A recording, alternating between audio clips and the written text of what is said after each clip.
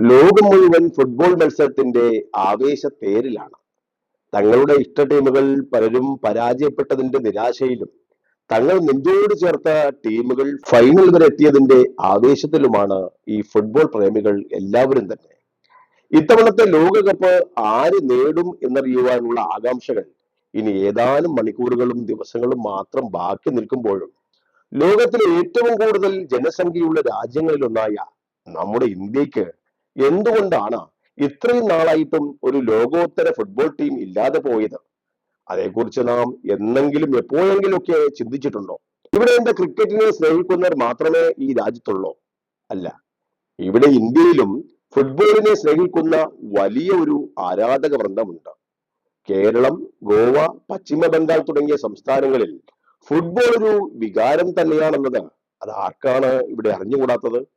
പക്ഷെ ലോകകപ്പ് വേദികളിൽ ഇന്ത്യയെ കാണുവാൻ ഇന്നും നമുക്ക് കഴിയുന്നില്ല എന്നത് അതൊരു ദുഃഖസത്യം തന്നെയാണ്.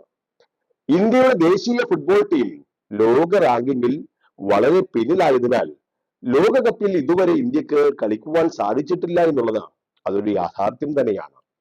എന്നാൽ ഒരു കാലത്ത് ഇന്ത്യ ഏഷ്യയിലെ ശക്തമായ ടീമുകളിൽ ഒന്നായിരുന്നു. 1951-ലും 1962-ലും ഏഷ്യൻ ഗെയിംസിൽ നമ്മൾ സ്വർണം നേടിയിരുന്നു. 1956-ലെ ഒളിമ്പിക്സിൽ 4ാം സ്ഥാനവും നാം നേടുകയുണ്ടായി. പിന്നെ എന്താണ് നമ്മുടെ രാജ്യത്തിന് സംഭവിച്ചത്? ഏഷ്യയിലെ ശക്തമായ ടീമുകളിൽ ഒന്നായിരുന്ന ഇന്ത്യ അന്നത്തെ ഭരണകൂടത്തിന്റെ ആ ഒരു കഴിവുകേട് കൊണ്ട് മാത്രമാണ് ലോകകപ്പിൽ കളിക്കുവാൻ സാധിക്കാതിരുന്നത്. അന്ന് കളിച്ചിരുന്നുവെങ്കിൽ ഒരുപക്ഷെ ഇന്ത്യ ഇന്ന് ലോകത്തിലെ ശക്തമായ ഒരു ടീമായി മാറിയേനെ. 1950-ൽ ഇന്ത്യ ലോകകപ്പിൽ കളിക്കുവാനുള്ള യോഗ്യത നേടിയതാണ്. എന്നാൽ ടൂർണമെന്റിന് മുമ്പ് ഓൾ ഇന്ത്യ ഫുട്ബോൾ ഫെഡറേഷൻ ടീമിനെ പിൻവലിക്കുകയാണുണ്ടായത്. നഗ്നപാതരായി കളിക്കുവാൻ ആഗ്രഹിച്ചത് കൊണ്ടാണ് ടീമിനെ വിലക്കിയതെന്നാണ് അവർ അന്ന് പറഞ്ഞിരുന്നത്. അതുകൂടാതെ ബ്രസീലിലേക്കുള്ള ടീം അംഗങ്ങളുടെ ആ യാത്രയ്ക്ക് ധനസഹായം നൽകുന്നതിന് സാമ്പത്തിക പരിമിതികൾ ഉണ്ട് എന്നും ഏഷ്യൻ ഗെയിംസിനും വരാനിരിക്കുന്ന 1952-ലെ ഒളിമ്പിക്സിനുമാണ് ഇവിടെ പ്രാധാന്യമെന്നും പറഞ്ഞുകൊണ്ടാണ് ടീമിനെ അന്ന് പോകാൻ അനുവദിക്കാതിരുന്നത്. കൂടാതെ പ്രൊഫഷണൽ ടീമുകൾക്കെതിരെ മത്സരിക്കുവാൻ ടീമിനെ തയ്യാറാക്കാൻ നമുക്ക് മതിയായിട്ടുള്ള സമയം കിട്ടിയില്ല എന്നും ഇന്ത്യൻ ഫുട്ബോൾ ഫെഡറേഷൻ അന്ന് പറഞ്ഞിരുന്നു. ഈ വാദങ്ങളൊക്കെ പിന്നീട് പൊളിയുന്നൊരു കാഴ്ചയാണ് നാം കണ്ടത്. കാരണം ഫിഫ യഥാർത്ഥത്തിൽ 1953 വരെ ബൂട്ട് നിർബന്ധമാക്കിയിരുന്നില്ല. ബ്രസീലിലേക്കുള്ള ദീർഘവും ചെലവേറിയതുമായിട്ടുള്ള യാത്ര അതൊരു പ്രധാന തടസ്സമായി ചൂണ്ടിക്കാണിക്കപ്പെട്ടിരുന്നുവെങ്കിലും അന്ന് ഇന്ത്യയിലെ നിരവധി സംസ്ഥാന അസോസിയേഷനുകൾ ഫണ്ട് സ്വരൂപിച്ചു കൊണ്ടിരുന്നു ഇവിടെ. എന്നിട്ടും ഭരണകൂടം ഒടുവിൽ നിസ്സംഗത കാണിക്കുകയും ടീമിനെ അയക്കേണ്ട എന്ന് തീരുമാനിക്കുകയും ചെയ്യുകയാണ് ഉണ്ടായത്. പിന്നീട് ലോക ഫുട്ബോൾ അതിവേഗം ഇങ്ങനെ വളർന്നപ്പോൾ ഇന്ത്യ വളരെ പിന്നിലേക്ക് പോകുകയും ചെയ്തു. യൂറോപ്യൻ രാജ്യങ്ങളിൽ കുട്ടികൾ വളരെ ചെറുപ്പം മുതൽ ഈ പരിശീലനം നേടുമ്പോൾ ഇന്ത്യയിൽ ഈ സംവിധാനം നമുക്കുണ്ടായിരുന്നില്ല. നിരവധി ജില്ലകളിൽ നല്ല ഫുട്ബോൾ ഗ്രൗണ്ടുകളോ പരിശീലന സൗകര്യങ്ങളോ ഉണ്ടായിരുന്നില്ല. പ്രൊഫഷണൽ ലീഗുകളും യുവജന മത്സരങ്ങളും ഇവിടെ നടത്തിയതുമില്ല. എന്നാൽ ഇന്ന് പ്രധാനമന്ത്രി നരേന്ദ്രമോദി ഇന്ത്യൻ ഫുട്ബോളിന്റെ വളർച്ചയിൽ പ്രത്യേക താല്പര്യം പ്രകടിപ്പിക്കുന്നു എന്നുള്ളത് അത് വളരെ സന്തോഷകരമായിട്ടുള്ള ഒരു കാര്യമാണ്. അദ്ദേഹത്തിന്റെ ഭരണകൂടം ഈ രാജ്യത്തുടനീളം ശക്തമായ ഒരു ഫുട്ബോൾ സംസ്കാരം കെട്ടിപ്പടുക്കുന്നതിന് യുവാക്കളുടെ പങ്കാളിത്തത്തെ പ്രോത്സാഹിപ്പിക്കുന്നുമുണ്ട്. മോദി തന്റെ മൻ കി ബാത്ത് പ്രക്ഷേപണങ്ങളിൽ രാജ്യത്തിന്റെ ഫുട്ബോളിനെ കുറിച്ച് ഇടയ്ക്കിടെ ഇങ്ങനെ പരാമർശിക്കാറുമുണ്ട്. 2018-ൽ നരേന്ദ്രമോദി സർക്കാർ ആരംഭിച്ച കായിക പദ്ധതിയായ ഖേലോ ഇന്ത്യയിലെ യുവതാരങ്ങളെ കണ്ടെത്തുകയും പരിശീലിപ്പിക്കുകയും അവർക്ക് സാമ്പത്തിക സഹായങ്ങൾ നൽകി വരികയും ചെയ്തു വരുന്നുണ്ട്. സ്പോർട്സ് അതോറിറ്റി ഓഫ് ഇന്ത്യ രാജ്യത്തുടനീളം പരിശീലന കേന്ദ്രങ്ങളും നടത്തി വരുന്നുണ്ട്.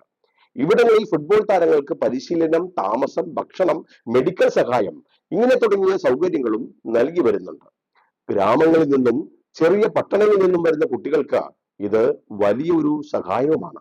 ഇതിലൂടെ ഫുട്ബോൾ പ്രതിഭകൾക്ക് മികച്ച അവസരങ്ങൾ ഇവിടെ ലഭിച്ചു വരുന്നു എന്നുള്ളതാണ് ഏറെ സന്തോഷകരമായിട്ടുള്ളത്. സർക്കാർ നേരിട്ടും പരോക്ഷമായും വിവിധ ഫുട്ബോൾ അക്കാദമികൾക്കും പരിശീലന പദ്ധതികൾക്കും പിന്തുണ നൽകി വരുന്നുണ്ട്. ചില സംസ്ഥാന സർക്കാരുകൾ സ്വന്തമായി തന്നെ ഫുട്ബോൾ വികസന പദ്ധതികളും നടത്തി വരുന്നു. ഇന്ത്യയിൽ ഫുട്ബോൾ വികസിപ്പിക്കുന്നതിന് ഫിഫയും ഇന്ത്യൻ ഫുട്ബോൾ ഫെഡറേഷനും ചേർന്ന വിവിധ പദ്ധതികളാണ് ഇപ്പോൾ രൂപപ്പെടുത്തിയിട്ടുള്ളത്. സ്കൂൾ തലത്തിൽ കൂടുതൽ കുട്ടികളെ ഫുട്ബോളിലേക്ക് ആകർഷിക്കുകയാണ് അതിന്റെ പ്രധാനപ്പെട്ട ലക്ഷ്യം. 2017 ഇന്ത്യ ഫിഫ അണ്ടർ-17 ലോകകപ്പിന് ആതിഥേയത്വം വഹിച്ചത് ഇന്ത്യൻ ഫുട്ബോളിന്റെ ചരിത്രത്തിലെ വലിയ ഒരു നാഴികക്കല്ലായിരുന്നു. ഇതോടെ രാജ്യത്തെ നിരവധി സ്റ്റേഡിയങ്ങൾ നവീകരിക്കപ്പെട്ടു. ലക്ഷക്കണക്കിന് കുട്ടികൾ ആദ്യമായി ലോകോത്തര ഫുട്ബോൾ നേരിട്ട് കണ്ടു. അതുപോലെ വനിതാ ഫിഫ അണ്ടർ-17 ലോകകപ്പും ഇന്ത്യയിൽ നടന്നു. ഇന്ത്യൻ ഫുട്ബോളിനെ ഏഷ്യയിലെ ശക്തമായ ടീമാക്കി ഉയർത്തുക എന്ന ആ ലക്ഷ്യത്തോടെയുള്ള വിവിധ പദ്ധതികൾ ഇപ്പോൾ നടന്നുകൊണ്ടിരിക്കുകയാണ്. യോഗ്യരായ ഇന്ത്യൻ വംശജരായ വ്യക്തികളെയും ഇന്ത്യയിലെ വിദേശ പൗരന്മാരെയും അതേപോലെ ദേശീയ ടീമിനെ പ്രതിനിധീകരിക്കുവാൻ അനുവദിക്കുന്നതിനുള്ള ഒരു പ്രധാനപ്പെട്ട നിർദ്ദേശം കായിക മന്ത്രാലയം പ്രധാനമന്ത്രിയുടെ ഓഫീസിന് മുന്നിൽ ഇപ്പോൾ സമർപ്പിച്ചിരിക്കുകയാണ്. ഈ പദ്ധതികളൊക്കെ ഇന്ത്യൻ ടീമിനെ അന്താരാഷ്ട്ര നിലവാരത്തിലേക്ക് കൊണ്ടുവരുവാൻ ലക്ഷ്യമിട്ടിട്ടുള്ളതാണെന്നതിൽ ഒരു സംശയമില്ല. ഫിഫയുമായി ചേർന്ന ഇന്ത്യൻ ഫുട്ബോൾ ഫെഡറേഷൻ ആരംഭിച്ച ഈ പദ്ധതികൾ ഇന്ത്യയെ ഏഷ്യൻ ഫുട്ബോളിന്റെ ശക്തി കേന്ദ്രമാക്കി തീർക്കുമെന്നുള്ള ആ ഒരു കാര്യം ഉറപ്പു തന്നെയാണ്. സംസ്ഥാനങ്ങളിൽ ഫിഫ നിലവാരമുള്ള ഫുട്ബോൾ സ്റ്റേഡിയത്തിന് അംഗീകാരം നൽകുന്നത് ഉൾപ്പെടെയുള്ള പ്രധാനപ്പെട്ട പദ്ധതികൾക്ക് കേന്ദ്ര സർക്കാർ ഇപ്പോൾ നേരിട്ട് പിന്തുണ നൽകുന്നുമുണ്ട്. സ്കൂളുകൾക്കായിട്ടുള്ള ഫുട്ബോൾ പരിപാടിയും ആരംഭിച്ചിരിക്കുന്നു.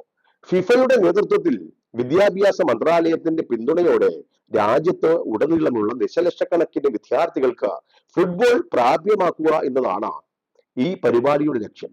ഇന്ത്യ ഖേലോ ഫുട്ബോൾ ഈ സംരംഭവുമായി ബന്ധപ്പെട്ട ഓപ്പൺ യൂത്ത് ട്രയൽസും സ്കൗട്ടിംഗ് പ്രോഗ്രാമുകളും 2026 സീസണിൽ വിവിധ നഗരങ്ങളിൽ ഇപ്പോൾ നിലവിൽ നടന്നുകൊണ്ടിരിക്കുകയാണ്.